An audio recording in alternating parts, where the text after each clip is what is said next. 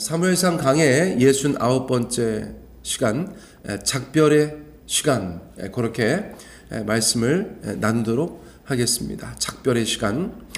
지난 설교에서 20장 16절까지 말씀을 나누었습니다. 그렇죠?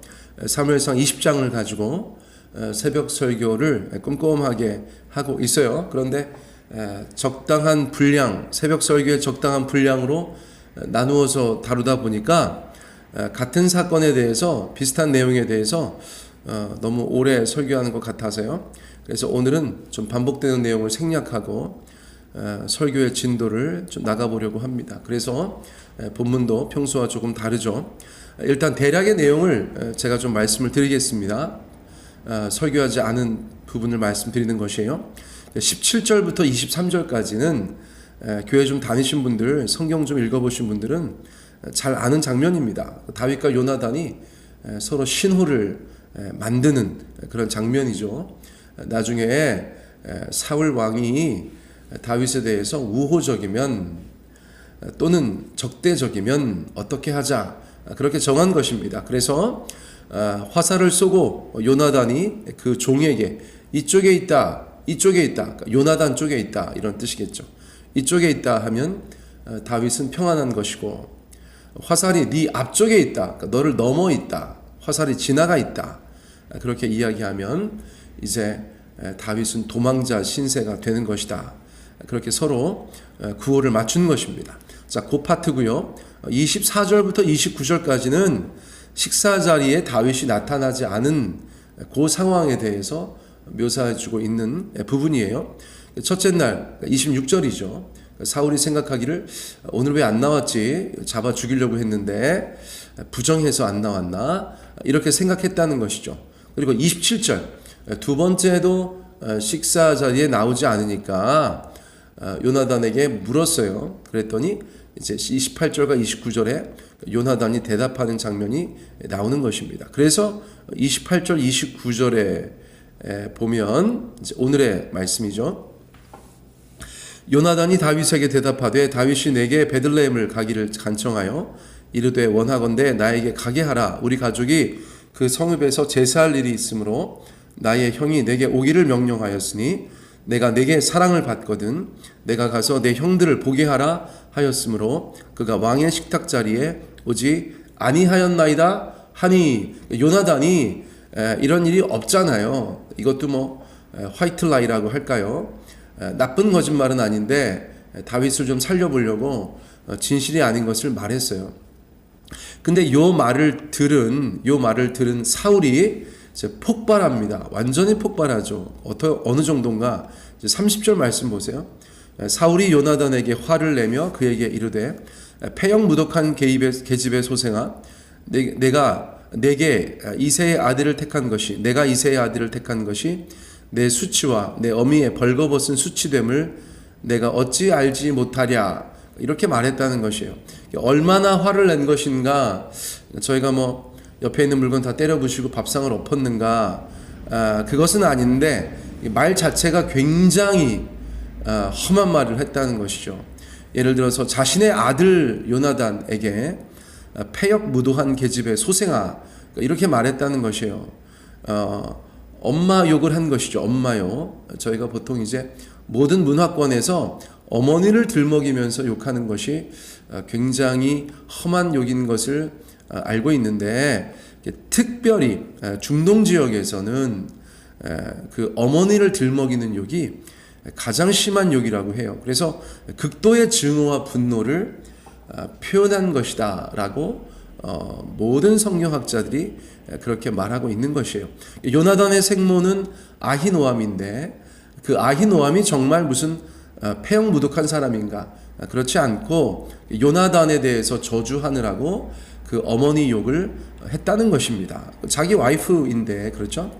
사울에게 아내인데 아내에 대해서 그렇게 험하게 아주 심한 욕을, 저주를 퍼부었다는 것이죠. 그만큼 요나단이 이제는 자신에게 거짓말까지 하면서 다윗을 편들고 그 다윗을 살려주려고 한다는 것을 사울이 눈치챘다는 것이죠. 그래서 자신이 다윗을 잡아 죽이려고 했던 것인데 특별히 빠지지 않고 나올 수밖에 없었던 그 왕의 식탁 자리에서 다윗을 잡아 죽이려고 했던 것인데 그 일이 잘 되지 않으니까 요나단으로서는 사울로서는 대단히 격노하게 되었다. 그의 속마음을 저희가 다시 한번 확인할 수 있다. 그렇게 이해가 되는 것이죠. 요나단이 다윗과 친구가 되어서 편을 들어서 그를 살리려고 하는 행동은 적어도 사울이 볼 때는 요나단에게 또 요나단의 어미인 앞서 말씀드린 아히노암에게 그렇게 큰 수치를 가져다 줄 만한 사건이 될 수도 있었겠죠. 그러나 사울의 말과는 다르게 저희가 지난 시간에도 살펴본 것처럼 하나님의 뜻에 순종하는 마음으로 다윗을 성실하게 도와준 요나단은 오히려 가문의 수치를 벗고 다윗으로 말미암아서 복을 받게 되는 그런 일이 있게 된다는 것이에요. 근데 아무튼 이 상황에서 사울은 분명합니다. 아주 확신하고 있어요. 31절에 보면 이새의 아들이 땅에 사는 동안은 너와 내 나라가 든든히 서지 못할 것이다. 그런즉 이제 사람을 보내어 그를 내게로 끌어오라. 그는 죽어야 할 자니라 한지라. 사울은 대단히 세상적이에요. 오늘날 저희가 표현하자면 세상적이고 이방의 왕처럼 그렇게 행동하고 있습니다. 사울이 볼 때는 권력은 나누지 못하는 것이니까 다윗과 요나단은 양립할 수 없는 두 개의 태양과 같은 그런 미래 권력이지요. 그러므로 지금 힘이 있을 때 다윗을 잡아 죽이지 않으면 나뿐만 아니라 이 바보 같은 아들아, 너도 앞으로 왕이 될 터인데 너와 너의 나라가 든든히 서지 못한다. 그러니까 지금 없애야 된다. 화를 내면서 요나단을 이제 설득하는 것이죠. 그런데 요나단은 아버지 사울의 의견에 전혀 동의하지 않습니다. 32절 요나단이 그의 아버지 사울에게 대답하여 이르되 그가 죽을 일이 무엇이니까 무엇을 행하였나이까 항변하고 대드는 것이죠. 이 대사 그가 죽을 일이 무엇이니까 무엇을 행하였나이까 이것은 다윗이 요나단에게 했던 말과 다르지 않죠. 그렇죠? 그러니까 이 말에 대해서 사울은 이제 임계점을 넘어가는 것 같아요. 그렇지 않아도 상태가 좋지 않았고 화가 많이 나 있는데 요나단이 그렇게 자신의 마음도 몰라주고 엉뚱한 이야기를 하는 것처럼 들리니까 이성의 끈을 놓아버립니다. 33절 사울이 요나단에게 단창을 던져 죽이려 한지라. 요나단이 그의 아버지가 다윗을 죽이기로 결심한 줄 알고. 사울은 다윗에게 뿐만 아니라 심지어 사랑하는 아들 요나단에게도 단창을 던지려고 해요. 창으로 찌르려고 했다는 것이에요. 물론 찌르지는 않았어요. 그러나 그런 장면이 연출됐다는 것 자체가 모두에게 충격적인 상황이었겠죠. 뭐 사울도 놀랐을 수 있고요. 그러나 요나단이 놀란 것은 저희가 헤아릴 수 없을 만큼 충격적이었을 것이다. 사울은 그렇게 점점 더 망가져가고 있고요. 이 정도 되면 뭐 거의 패륜이니까요.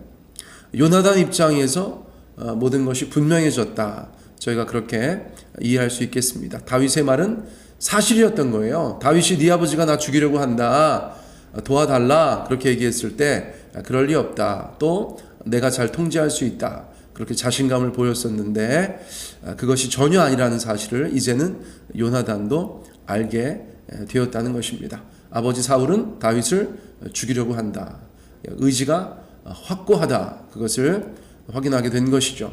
자, 34절 심히 노하여 식탁에서 떠나고 그달의 둘째 날에는 먹지 아니하였으니 이는 그의 아버지가 다윗을 욕되게 하였으므로 다윗을 위하여 슬퍼함이었더라. 모든 상황이 충격적인 요나단은 자리를 박차고 일어나는 것이죠. 그리고 다음 식탁 자리까지 참여하지 않습니다. 그의 분노는 그러나 사울의 분노와는 다르죠. 사울은 약간 좀 미쳐 날뛰는 것이고 요나단의 분은 의분이라고 할 수 있어요. 의분. 예수님께서 막 성전을 정화하시면서 이런저런 과격해 보이는 행동들을 하실 때 우리가 그것을 가지고 예수님을 비난하지 않죠. 왜냐하면 그것은 의분이기 때문에 그렇습니다. 거룩한 분노이기 때문이에요.